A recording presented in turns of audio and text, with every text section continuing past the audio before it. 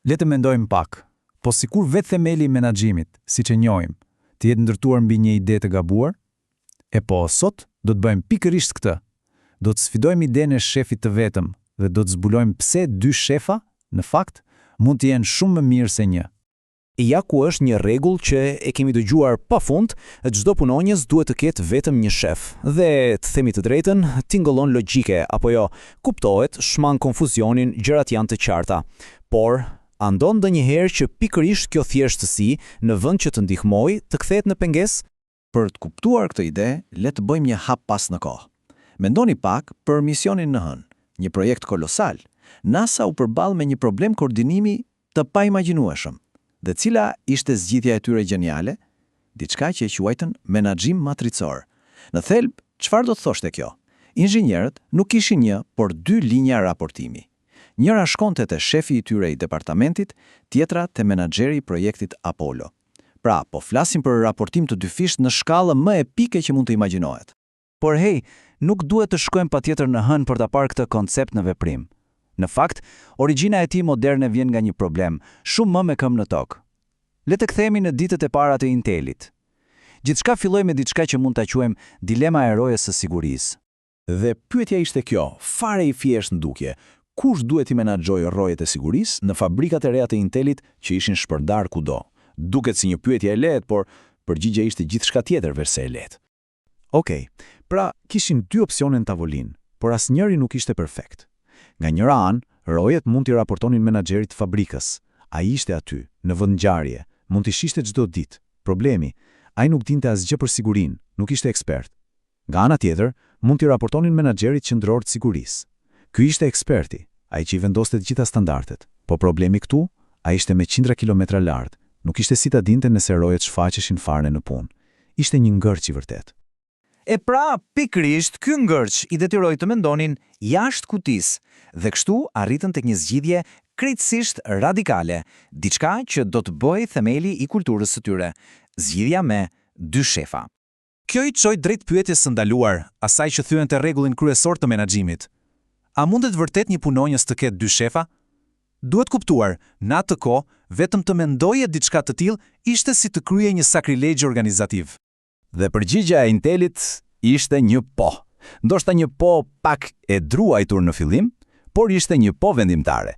Dhe kështu, jo nga ndonjë teori e komplikuar akademike, por nga një nevojë krejt praktike, lindi parimi i raportimit të dyfisht. Atëherë, çfarë është saktësisht ky raportimi dyfisht? Le ta themi thjesht, është një sistem ku një punonjës nuk ka një, por dy shefa. Njëri është shefi funksional, eksperti që i thot si ta bëj punën, tjetri është shefi i misionit, ai që jep prioritetet e përditshme. Le t'i kthehemi shembullit ton të rojes së sigurisë për ta bërë më të qartë. Shefi funksional, pra menaxheri i sigurisë në qendër, është ai që përcakton si duhet bërë puna, cilat janë rregullat, procedurat, standardet. Ndërkohë shefi i misionit, pra menaxheri i fabrikës, është ai që monitoron nëse puna po kryhet siç duhet ditë pas dite. Pra, njëri shkruan manualin, tjetri sigurohet që manuali po ndiqet në terren. E thjeshtë dhe gjeniale. E mira është se kjo zgjidhje briliante nuk funksiononte vetëm për rojet e sigurisë. Shumë shpejt, tek Inteli, kuptuan si një tiparim mund të zgjidhte një problem edhe më të ndërlikuar, në nivele shumë më të larta. Si ti menaxhosh vetë menaxherët? Dhe përgjigjja ishte po aq e pazakontë, mbikëqyrja nga kolegët. Imagjinoni një skenar, një menaxher fabrike super i zoti në punën e tij teknike, por shefi i tij është, le të themi, një ish drejtor marketingu. Sigurisht, shefi i përgjithshëm e kupton biznesin, por nuk ka iden më të vogël për çështjet teknike të prodhimit. Çfarë bën ky menaxher? Pikërisht, siç thotë edhe citimi, këta menaxher duhet gjejnë një mënyrë tjetër për të marrë me ato probleme teknike që shefat e tyre thjesht nuk mund t'i ndihmojnë. Dhe cila ishte zgjidhja? Një strukturë krejt e re. Menaxheri i fabrikës vazhdon t'i raportojë shefit të përgjithshëm për objektivat e biznesit normalisht, por njëkohësisht ai raporton edhe një këshill i kolegësh, pra homologëve të tij, menaxherëve të tjerë të fabrikave. Ky këshill bëhet përgjegjës për mbikëqyrjen teknike dhe standardet. Në thelb, ky grup kolegësh bëhet shefi i ditë, ai funksionali. Natyrisht kjo kërkon një kompromis, duhet të heqësh dorë nga pak autonomi. Analogjia që përdore këtu është fantastike. Është pak a shumë si të biesh dakord të bësh pushime me një çift tjetër. Sigurisht ke më pak liri individuale për të bërë ç'të duash, por ka shanse që në fund të argëtohesh më shumë. Në kontekstin e punës, kjo përkthehet kështu: I beson ekspertizës së grupit, sakrifikon pak liri individuale, por në këmbim merr një standard kolektiv shumë më të lartë. Mirë, e pam për rojet, e pam për menaxherët, po për ekspertët individual, këtu gjërat bëhen edhe më interesante. Kjo na çon tek një version akoma më i sofistikuar i këtij modeli, ku një person i vetëm operon praktikisht në dy realitete paralele, brenda kompanisë. Mund ta quajmë jeta në dy plane. Le të marrim një shembull konkret. Njihuni me Sindin. Ajo është një menaxhere e know-how, pra një eksperte, përgjegjëse për një proces të caktuar prodhimi në njërin nga fabrikat e Intelit. Për shumicën e njerëzve që punojnë me të, ajo duket sikur ka vetëm një punë, por realiteti i saj organizativ është shumë më i ndërlikuar se kaq. Plani i parë pra është puna e saj përditshme. Rreth 80% të kohës Cindy punon në fabrikën e saj dhe i raporton inxhinierit mbikëqyrës aty. Ky është roli i saj kryesor, zinxhiri klasik i komandës. Deri këtu gjithçka normale. Por pastaj kemi planin e dytë, punën e koordinimit. Për pjesën tjetër të kohës, Cindy nuk i raporton më shefit të saj lokal. Ajo bëhet pjesë e një grupi, një këshilli me të gjithë ekspertët e tjerë si ajo nga fabrikat e tjera. Dhe në këtë rol, kujt i raporton? Kryetarit të atij grupi. Pra kemi një person, dy role krejt të ndryshme dhe dy shefa krejt të ndryshme.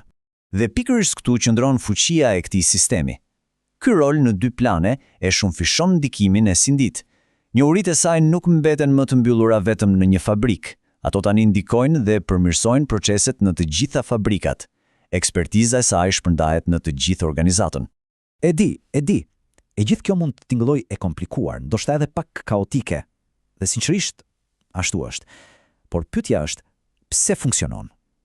Do të shohim se si kjo paqartësi e menaxhuar nuk është një emet e sistemit, por në fakt është vetë thelbi i fuqisë së tij. Le të shikojmë dy ekstremet. Nëse një organizat është rreptësisht funksionale, pra e ndarë në departamenta ekspertësh, ajo rrezikon të shkëputet plotësisht nga tregu dhe nga klientët. Nga ana tjetër, nëse është tepër e orientuar drejt misionit, pra e ndarë në ekipe projektesh, ajo bëhet e coptuar, jo efikase dhe performanca bie. Siç shihet, asnjëra rrugë nuk është ideale. Dhe kjo na sjell tek një konkluzion vërtet i fuqishëm. Këto organizata hibride, këto që pranojnë kompleksitetin, janë pak a shumë si demokracia. A janë perfekte? Jo, as pak. Por thjesht ndodh që t'jenë mënyra më e mirë e mundshme për të organizuar, sepse ato arrin të balancojnë në mënyrë të mrekullueshme nevojën për ekspertizë me nevojën për të përmbushur misionin. Pra në fund të ditës, ndërsa ideja e një shefi të vetëm dhe një strukture të thjeshtë është gjithmonë joshse, ja vlen të bëjmë një pyetje: a mos vallë kjo kërkesë e vazhdueshme për thjeshtësi, po e pengon një organizatë të arrijë potencialin e saj të vërtet? Sepse ndoshta, siç e pam sot, çelësi vërtet i suksesit nuk qëndron te thjeshtësia, por te kompleksiteti i menaxhuar me zgjuarsi.